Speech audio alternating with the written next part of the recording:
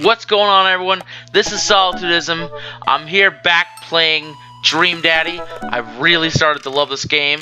It's pretty funny. It's got a good story. I'm really getting drawn into it. Now, in the last episode, me and my daughter Amanda, we moved to a new town, met some new people.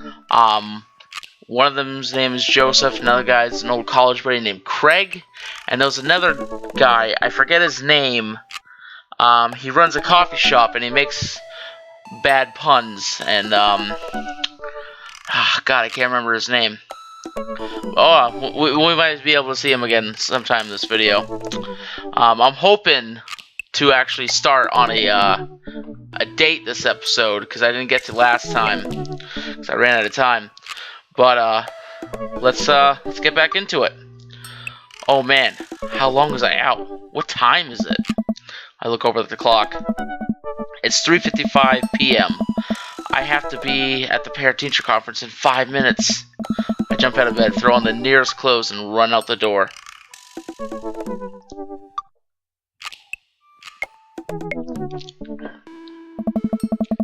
I arrive at Amanda's school and check in at the front desk. They give me a bright orange visitor sticker and send me on my way. I'm barely awake and feeling pretty haggard, but hopefully nobody will notice. I check my watch and am relieved to see that I'm only 2 minutes late. Wait, was it at 1:03 or 1:08? I spot a youth standing at his locker and approach him for help. Oh god, I forgot what I look like. Excuse me, do you know where Mr. Vega's classroom is? The youth turns around and looks me up and down with heavily lined eyes. Sorry, I can't read there. Oh, hello, sir. Sigh. Come on, kid, I'm late for a meeting. Mr. Who? Mr. Vega. I don't know, have you tried the exit? You salty cunt. Okay, wise guy. Are you gonna help me out or not? Fine. Up those stairs and to the left. Can't miss him. I head up the stairs and walk around, unable to find Mr. Vega's class anywhere. After a couple minutes of searching, I head back downstairs. That punk youth sent me on a wild goose chase. Oh, what was that? Are we good? Are we good? Alright, we're good. I get back to where that low-rent Gerard way is standing, fully ready to give him a piece of my mind, when suddenly a head pops out of the classroom next to his locker. Oh. Hugo! Lucian, don't you have a third period to get to? Fine, Mr. Vega. Oh. Wow. Now I'm officially 10 minutes late. I glare at him as he walks away. We're not cool. Oh. You must be Jim. The period's almost over. Would you mind waiting in the back? Mr. Vega leads me in, and I take a seat in one of the comically small students' desk in the back. I might get stuck in this. Alright, where were we? Now, who can tell me about the unreliability of the narrator in J.D. Salinger's Catcher in the Rye? Oh. Yes, Colin. Colin stands up and does the thing where he blows into the crook of his elbow and make a fart noise. Ah. The whole class erupts in laughter. Oh, so funny. College humor, yeah. I'm sorry, high school humor. Alright, everybody. Very funny. Colin, please sit down. Ah. Now, Holden Caulfield is an unreliable narrator in the sense that the bell for the end of the period rings. All the students immediately get up and make a break for the door. Whoa. Remember to do the reading and answer the response questions on page 194 in your textbook. Nobody's listening. Ah. Or not, I guess. That's cool. Don't even like the kids anyways. Mr. Vega turns to me and sighs. Middle schoolers, right? Don't you teach high schoolers? Both, you know. Budget cuts. Right. Oh. Thanks so much for coming in. No problem. Mr. Vega? Oh. Please, call me Hugo. I don't normally do these impromptu parent-teacher meetings, but as I'm sure you know, Amanda is a very bright student, and I'm concerned about her recent behavior. What's going on? Amanda has never been the most engaged student, but I know she cares. Recently, though, she's been falling behind. She's not completing her assignments, and has been doing rather poorly on tests. I normally chalk this up to senioritis, but this is strange. I thought Amanda always shared everything with me. It hadn't even crossed my mind that something might be wrong. I just wanted to ask, is everything okay at home? We just moved, she's fine. She has a tendency to bottle things up. Well, we just moved recently, but it was only to the other side of town, and Amanda was more excited about it than I was. Oh. See, if you can talk to her about it, I know she values you a great deal and would appreciate your guidance if she keeps heading down this road.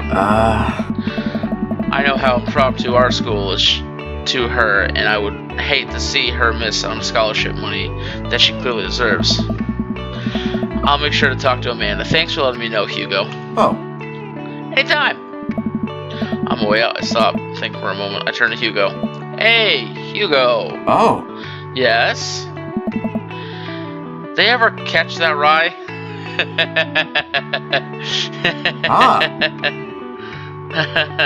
Awkward silence. Yes. Alright then. I leave the classroom and make my way out of the school. I'm still a little bit in shock that Amanda was able to hide this so well from me. She's always been such a force for positivity in my life, especially after we lost her mother.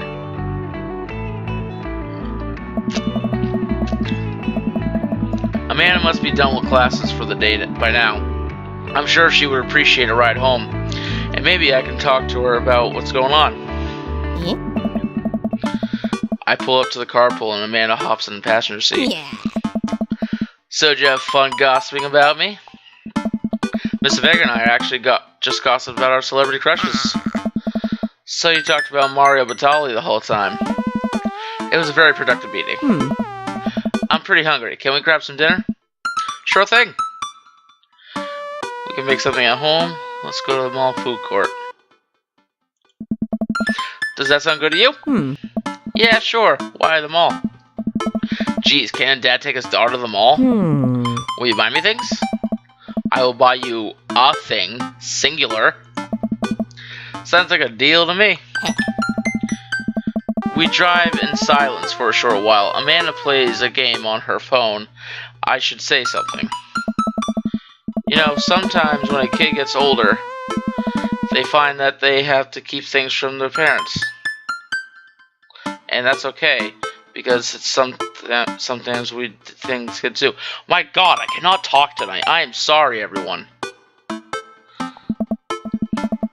That's okay, but also sometimes it's good to have the parents' perspective, because, you know, maybe the parents have also dealt with similar situations. And maybe they're a little cooler than you give them credit for. Anyway, what I'm trying to say is that it's good to share. Love you. Have you been reading my tweets? You have a Twitter? What? Never mind. Look, sweetie, Miss Vega said you haven't been participating in class, and that you're not turning things in. Oh, I'm fine, Pops. Senioritis and all that. I thought you liked Mr. Vega's class. It's fine. He's fine. We pull up to a stoplight, and I Amanda. She's still texting. Just, I want you to know that you can talk to me about anything. Uh-huh. I can tell her whatever it is she doesn't want me knowing about it. That's frustrating. I heard MR is going to that fancy art school in California. That's exciting. Yep. Are you bummed that you guys aren't going to the same school? Yep. Amanda keeps texting. She stifles a laugh. What's so funny? I don't think you get it. Okay. Awkward silence. Who you texting? Noah. Who's Noah? Who is he? Where does he live? What does he do for life? What is his plans for his future? My friend. Does he go to your school? Yep. Do you like Noah? Whoa! What? No! Dad! Ugh. I can't believe you would. Oh. Dad. I mean, jeez. Why would you? Ugh. Gross. Sorry, just asking. Dad, he's just my friend. Guys and girls can be friends. He's my friend. Okay. Jeez. This is going well. Good talk. Love you, kiddo. She leans forward and turns up the radio. I guess the conversation is over. To the mall, then. Well, that was going so well. God, teenagers can be such a drag. We arrive at the mall, a big indoor shopping center with a couple different floors. It's kind of dead, but that doesn't stop a mall security guard from yelling at a group of loitering teens. Let's see something disgusting for dinner. Hell yeah! Language, missy! Heck yeah? Better. We approach the food court and evaluate our options. There's greasy restaurant after greasy restaurant. My heart burns just looking at the menus. Nobody looks happy to be here. What are you in the mood for? Bread dipped in sugar? Bread with cheese on it? Or do you just want me to inject some fat directly into your bloodstream? I extend my hand to her. Would you do me the honor of sharing some nachos? She takes my hand with a grin. It would make me the happiest, cheesiest girl alive. We order a giant pile of chips and unnaturally orange cheese from a very unenthusiastic and possibly stoned teenager. We take a seat at a rickety table and dig in. These are bad, Dad. These are very bad. But also strangely delicious. We have to eat through the pain. We enjoy the fluorescent cheesy goodness together until we're all out of nachos. So, something's been bothering me for a while. Can you explain memes to me? Oh no. This is how it starts? This is how it starts. You explain one meme, or you try to explain a meme, and they get confused, but yet they still oddly intrigued. And they just look up, and they just look up the worst. Which meme? All memes. Aww. Amanda sighs deeply and places her head in her hands.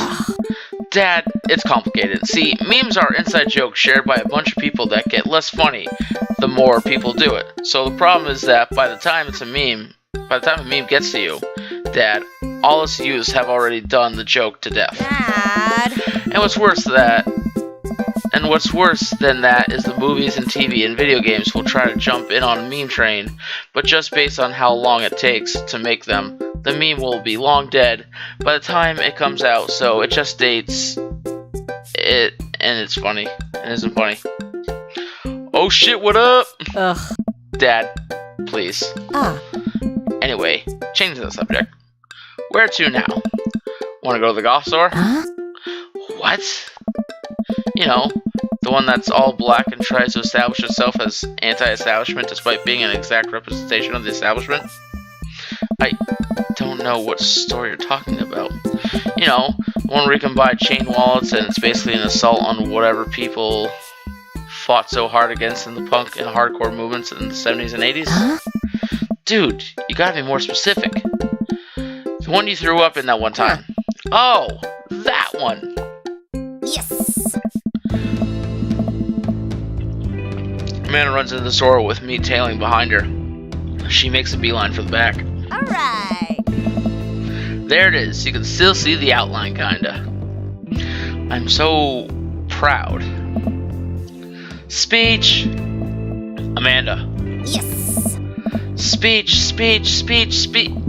Alright, I'll do it if you stop chanting.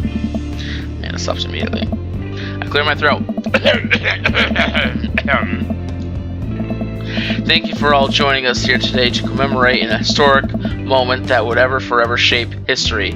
On a day very much like today, some 5 years ago, our very own Amanda and Spice had too much blue raspberry slushy on an outing to the mall.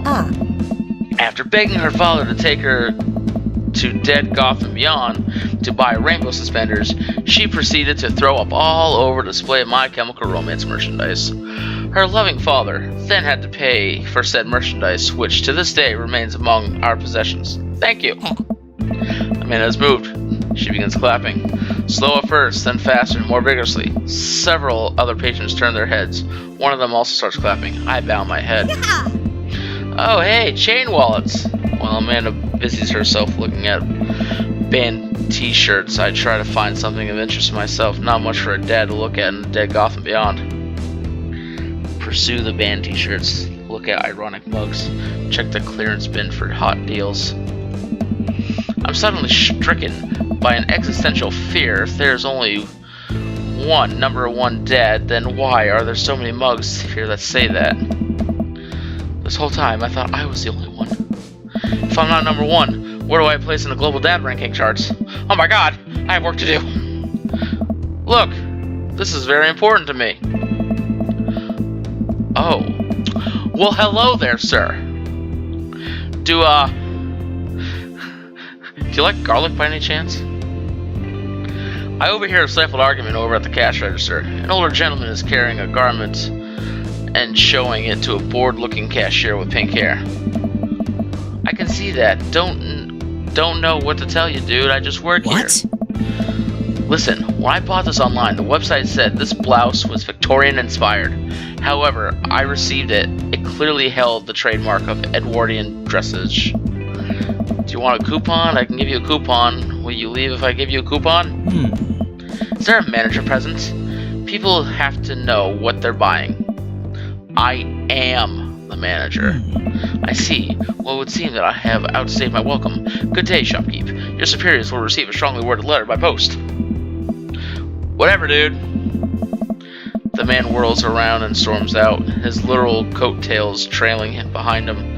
I can't tell if they're Victorian-inspired or Edwardian in nature. Amanda trots up to me with the t-shirt in her hand. Oh boy, here it comes.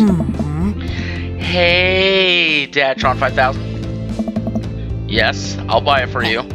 Wow, that was easy. Thanks. At least it's only one this time. Amanda plops the shirt onto the counter and grins at the cashier. I love your hair. The cashier says nothing and rings Amanda up, radiating hatred. I hand her a 20. So what was that guy's deal? The cashier rolls her eyes so hard I'm worried she'll pull something. That's Damien. He's in here all the time. He's obsessed with Victorian fashion or whatever. She hands Amanda her bag and it's clear the conversation is over. We make our way out of the store and head home to get some rest. Man and I sit on the couch trying to find something to watch over bowls of ice cream. Oh cool, Long Haul Paranormal Ice Road Ghost Truckers is on. Your favorite, right? That is a mouthful. Try saying that 5 times fast. I'm not going to. Oh hell yes. They have to make it over the Canadian tundra before the ice road melts, but also they're haunting ghosts. That show sounds so bad. So bad. Also, the trucks are haunted. This is an episode I've already seen, but it's one of the best. Callum and Flint Dogbone, the twin brother truck driving and ghost haunting duo, find themselves in the greatest peril yet.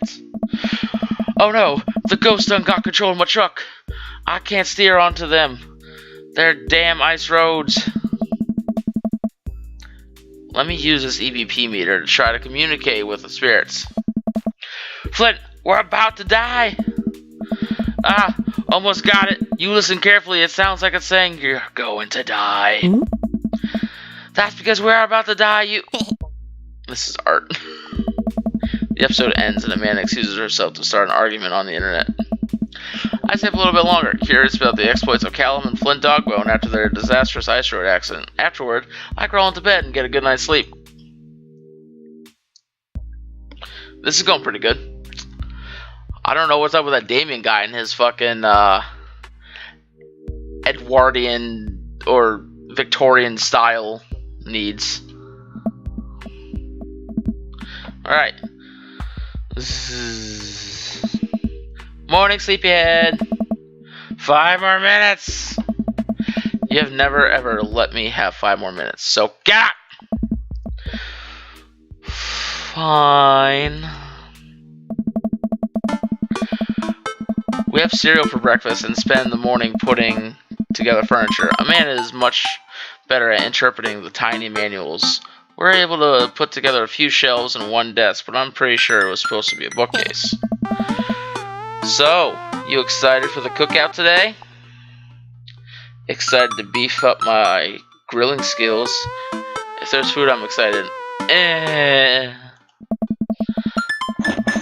I'll see this as a learning opportunity. If I can snake some hot grill tips, I think we can consider it a success. Don't you want to meet some of the people in the neighborhood? I'll probably end up standing uncomfortably in the corner with a plate of food and hoping that nobody talks to me. Dad, you're a beautiful work in progress. We will get that butterfly to emerge from the cocoon. The social butterfly.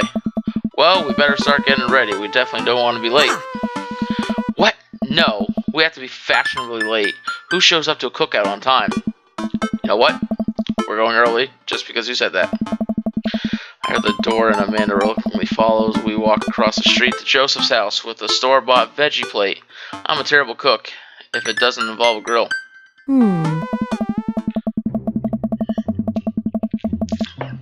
I guess we're not so early as we thought we were. Joseph's backyard is already packed with some people, and the smell of hot dogs wafts through the air.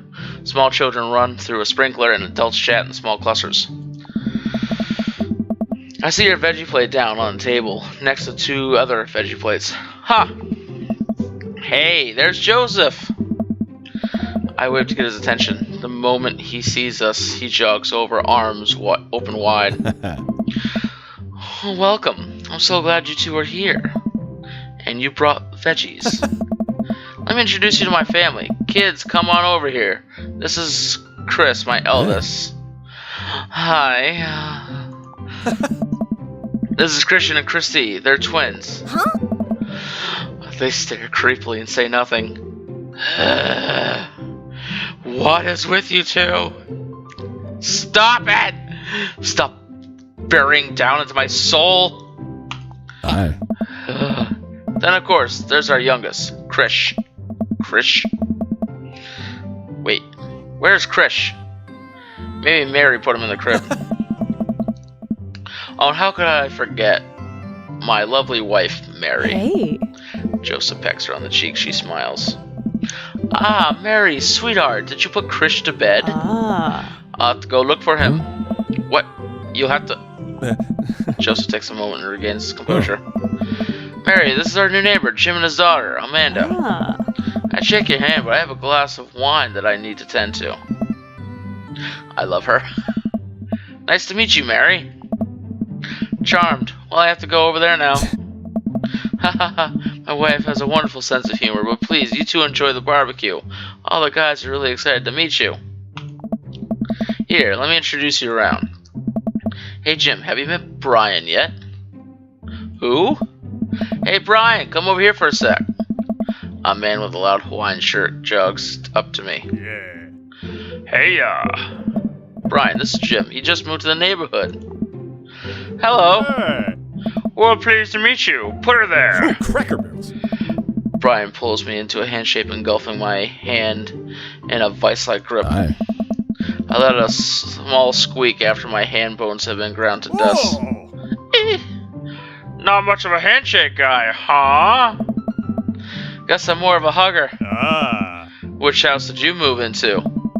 The ranch-style one in the cul-de-sac? Ah. Oh, that one's just like mine, but smaller. You fucking asshole. You piece of shit. That kinda hurts. Is he trying to one-up me?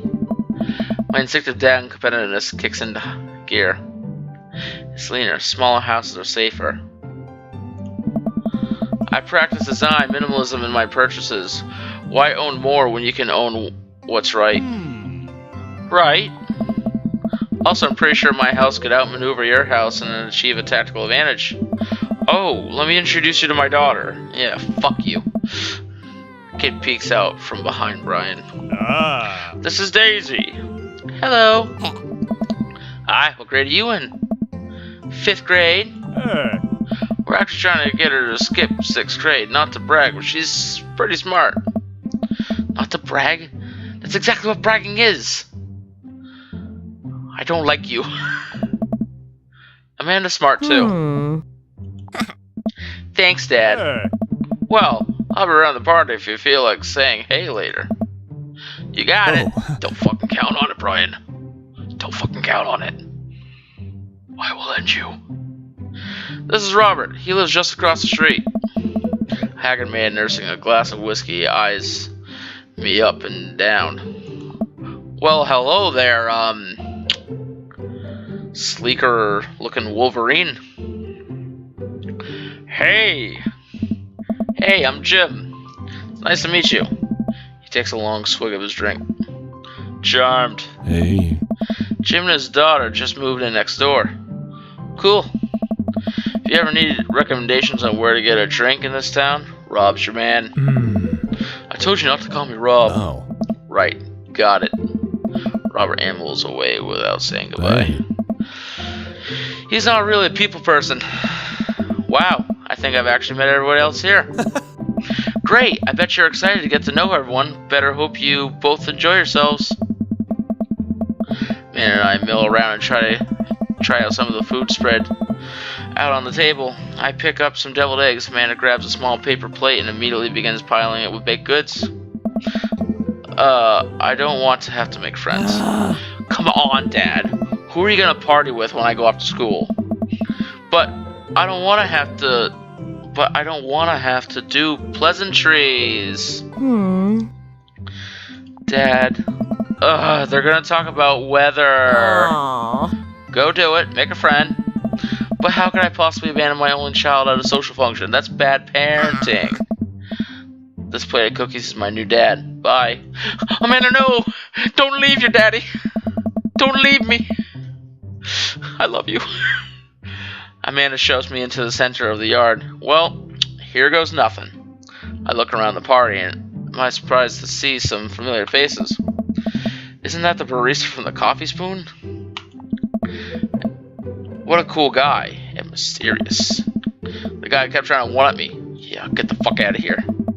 Isn't that the guy who was throwing a fit in Dead Gotham Beyond? Is that Amanda's teacher?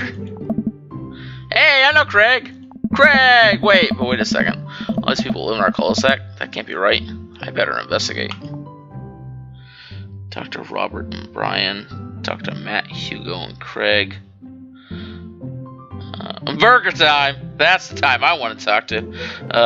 Fine, I'll talk to Joseph and Damien. I spot Joseph chatting with a guy from Dead Gotham Beyond by the grill. I wonder what they're talking about. I walk over to them. So I'm curious, can you walk me through why you had your house painted black? Where do I even start? The house stays warmer in the winter. It provides an artistic contrast to the rest of the neighborhood, and it complements the crimson interior perfectly. It's definitely an interesting choice. Oh! Thank you. I'm very proud of my abode. Jim, I was just having a conversation with Damien here about his aesthetic design decisions. Damien regards me up and down with a warm but critical eye. How do you do? I don't believe I've had the pleasure. I think I saw you in Dead Gotham Beyond the other day. Damien's face turns bright red. I must apologize for my behavior on that day. You see, I take the goth lifestyle very seriously, and to be caught in a ruse by such a corporation as Dead Gotham Beyond was profoundly frustrating indeed. I hope you know that while my anger may have been justified, it was no such way for a gentleman to act. I don't know what's going on today, but I can't read today. Jesus.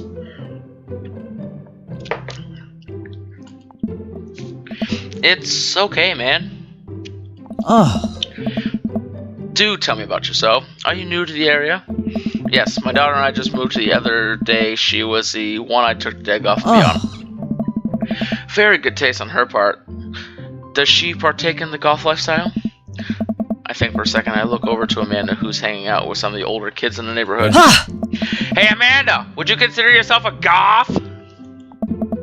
Amanda yells back, I wouldn't necessarily try to fall under any one specific label, but I guess I had to choose. I would just more describe myself as a twee hipster with some normacore learnings. Bats are cool, though.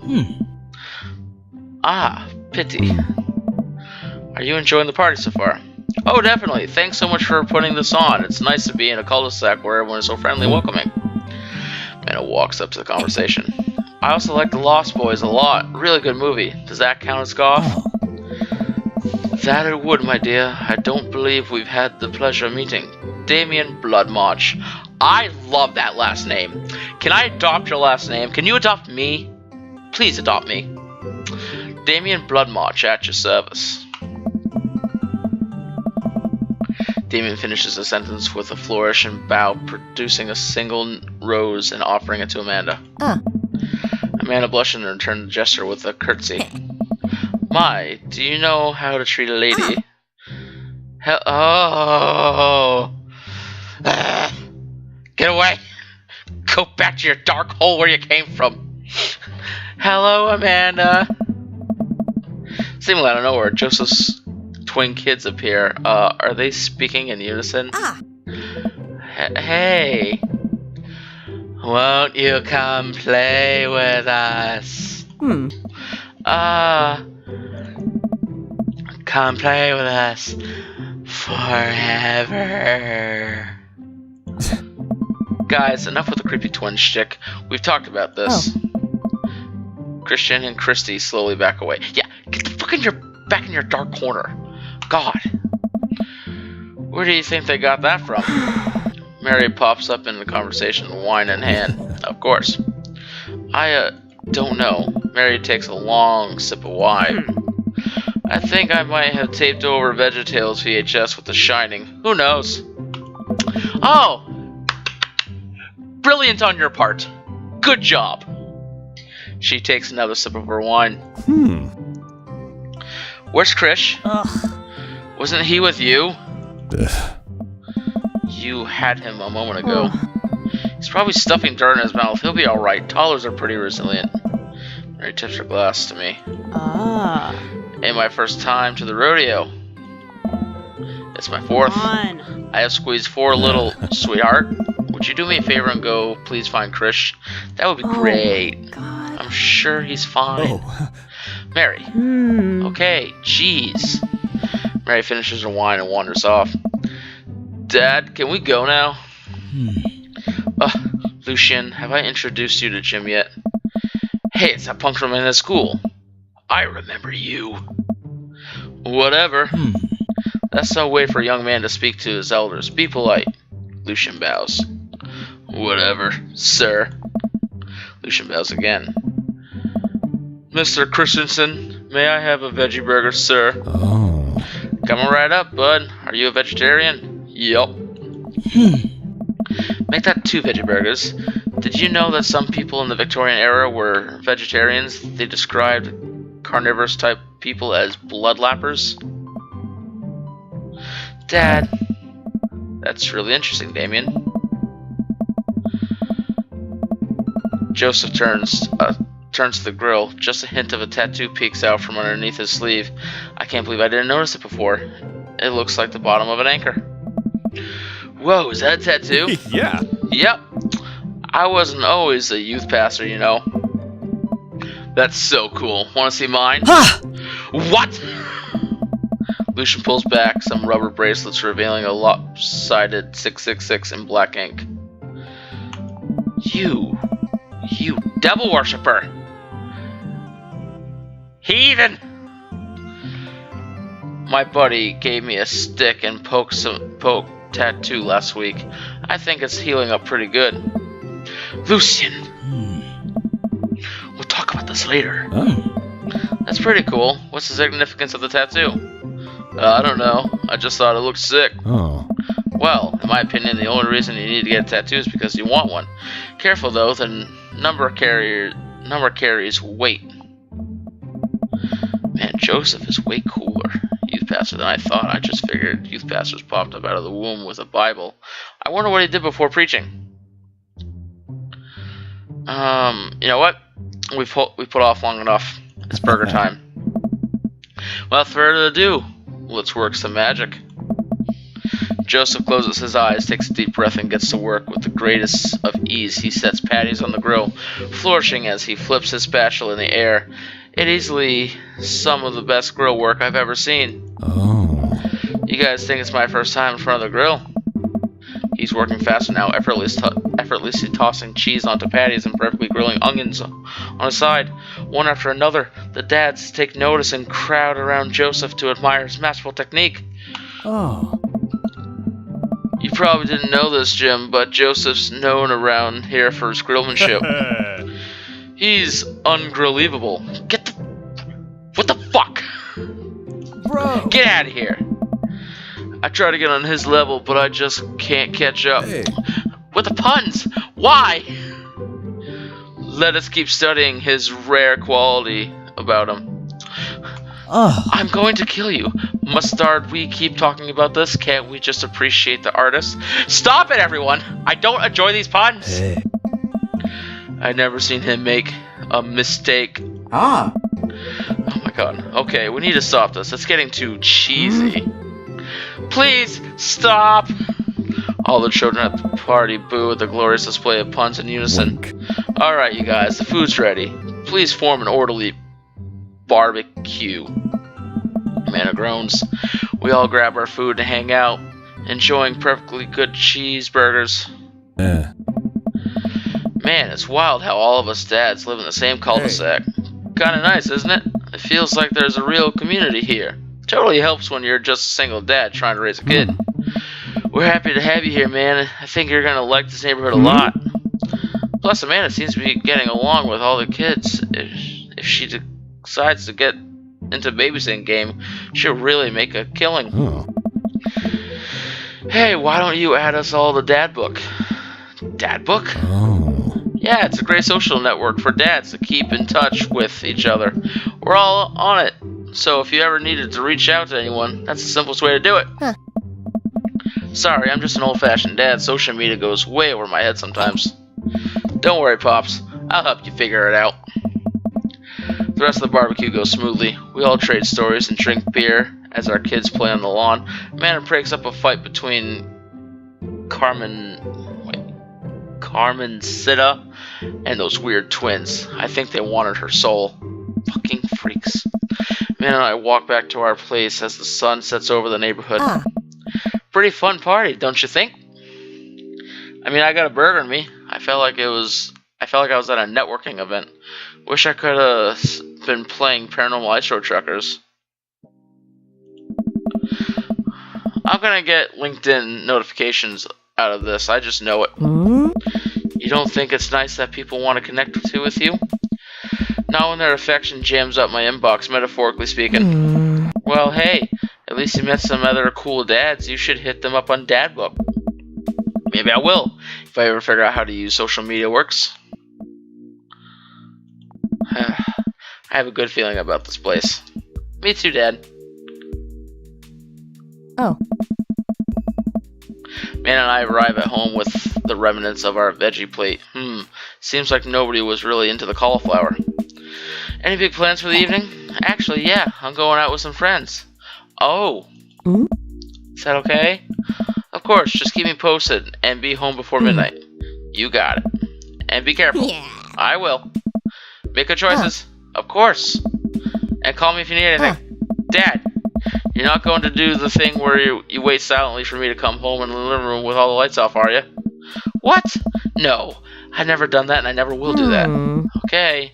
Do you have any plans tonight? My plans were kinda to eat ice cream and watch TV with Amanda, but I'll find something else to do. I'm going work on some stuff, see how long I can sleep for. Throw a party. A real rager. All the other dads in the neighborhood are invited. I'll see if I can get you to spot on the list, but honestly, it's looking tight and you might just have to wait in line. I know the guy at the door. I'll get in, no problem. I just relaxed tonight. Have fun, okay? Great. See you later. Watch Amanda drive off into the night. I really hope she has fun. I plop down in front of the TV and turn on some Wine and Dine Mastermind with celebrity chef Gavin Chapman.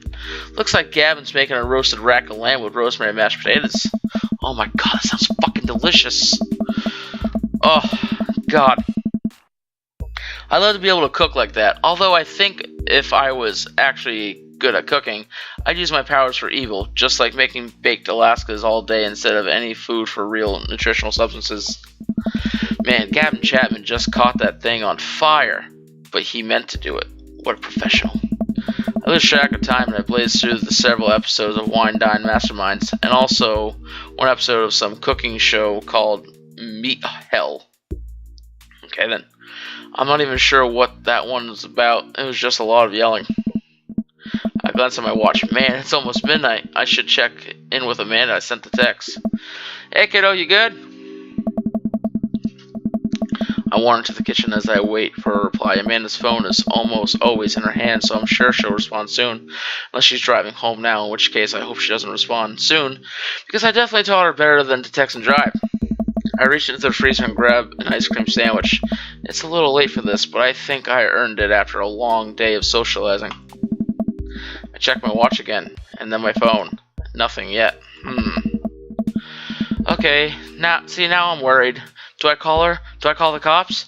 No, it's too soon for that. I'll just send her a gentle reminder text. What's up? Half an hour passes. Now I'm really worried. The episodes of Gavin Chapman's Meat Hell are not only assuaging my anxiety, but possibly exacerbating it with all the yelling, so I keep pacing around the house waiting for her to come back. Why didn't I find out where she was going? Who was she even with? Why don't I know any of her friends' phone numbers? Why don't I even know any of her friends' full names? Who is MR? I decided to send her another text. Amanda, please text me and let me know you're okay. I can't help but think of all the awful things that could have happened to her. Oh, thank God, it's her. Amanda opens the door and she shuffles in. Finally, she's back home. I'm glad she's okay. Sup? Sweetie, thank God you're safe. Dad. Yep. But now that I know she's okay, I'm really mad. Why didn't you answer my text? Amanda pulls her phone out of her pocket. Oh, whoops, guess I didn't see those. She starts to walk to her room. Amanda Ann. Huh? Whoa, we're pulling out the middle name now? Amanda, you came home an hour and a half after your curfew and you didn't respond to any of my texts. You really freaked me out. I was about to call the cops. Dad, you're seriously overreacting. You're not going to be like this when I go up to school, aren't you? I don't like your attitude. I have a right to be concerned. I was scared. You're my only daughter. Well, I can't give you a play-by-play of everything I do all the time. I'm 18. You shouldn't be giving me a curfew in the first place. I sit down on the couch and put my head in my hands. I feel very tired all of a sudden. You really scared me. Just please don't do that again. Alright, I'm gonna go to bed now. Amanda closes the door to her room, and I head to mine. Jeez. As I'm falling asleep, one thing she said keeps echoing in my mind. You're not gonna be like this when I go off to school, are you? I definitely didn't sleep well last night. I brew some strong coffee and make some scrambled eggs for Amanda as a peace offering. She eventually wanders into the kitchen. Hey, I thought about what you said last night. I should have texted you. I said I was gonna do it and I didn't. I honestly just didn't even think about it. I'm really sorry, Pops. I won't do it again. Well, I'm sorry for freaking out on you. I trusted you to make good choices. You're an adult now. I shouldn't have gotten so worked up. Team Spice? Team Spice. Amanda gives me a hug. Want some eggs? You know it. Sprinkle some cheese on them. Already did. Bless you. Amanda scarfs down the eggs in time. It takes me to wash the pan. Alright, I'm off to school. Smell you later. Wait, one more thing before you go. What? What's Dadbook? It's a social media platform. Wait. What? What's a social media platform? Dad, I have to go to school. Come on, Amanda. I'm an old man. I can't put together a Dadbook profile on my own. Alright, I'll help you sound interesting on the internet. Aw. Amanda spends the next couple of minutes setting up my profile on Dadbook, which, as it turns out, is a place where dads can get together and talk about fatherhood. Ugh. Alright, Pops, we gotta fill out your profile. Let's get some likes and dislikes. Oh god. Oh god, what are we doing? On a Friday night, you are most likely to polish and sort my coin collection, Netflix and grill, baby, fall asleep watching the History Channel, torment my children with dad puns, sink into a blissful oblivion. If you had one thing to take with you on a desert island, what would it be? My trusty grill, the lost shaker of salt, Castaway on DVD for instruction purposes, a boat, obviously. I don't need anything. My survival skills will train me for this day. What are your turn-ons? Strong dad arms, tennis shoe with long white socks, a well-manicured lawn, street smarts, top-tier grillmanship, comfortable with crying. I'm gonna go with a well-manicured lawn. What do you want to be when you grow up? Technical writer for manuals and instructionals, salty boat captain, pro skater who is also an astronaut, a good father, the president of space. Definitely. What's your favorite movie genre? War documentary, Sean Connery's entire filmography, anything on Laserdisc, romantic comedies, whatever will make me cry, old comedies that haven't aged well. Sean Connery. What's your ideal date? Napping together, doing a 1,000-piece puzzle together, eating a healthy dinner at 4 p.m., trying to geocache but getting hopelessly lost, arson, being emotionally vulnerable. Honestly, napping together. What do you never leave home without? A sensible cardigan, my sick vape, my book of word jumbles and a pen, a cool knife, my crippling low self-esteem. I frequently forget my phone, keys, and wallet at home sometimes. I spend a lot of time thinking about conspiracy theories, how proud I am of my child, potential ends of the world, if I'll ever be able to love myself as much as I love my grill, when I can next get a cup of coffee, lawnmower modifications, potential ends of the world. Profile complete. See, that wasn't bad. Yeah, that was actually kind of fun. I could totally spend all day on here just looking at people's profiles. You should message one of them, or more than one of them. All of these dads seem pretty interesting. Okay, I promise, I'll make some friends. Man, it gives me a hug. Go get 'em, Dad. Welcome. You've got dads. Alright. Now, this is where I'm going to end this video. I'm really liking this game so far, and I know I was hoping to get into meeting and talking and setting up some dates with some dads and all, but we're going to get that to the next video. This is a really good game so far. I don't like Brian. I really don't like Brian. He just tries to one-up me, and he doesn't know how to compliment right. Joseph's not bad, but his kids creep me the hell out. I think I'm going to try and go for Damien. I like that whole goth look, and his kid's a little punk, but I like it. But yeah, there's definitely going to be more of this coming. So please remember to like and subscribe, and we'll see you in the next video. Bye.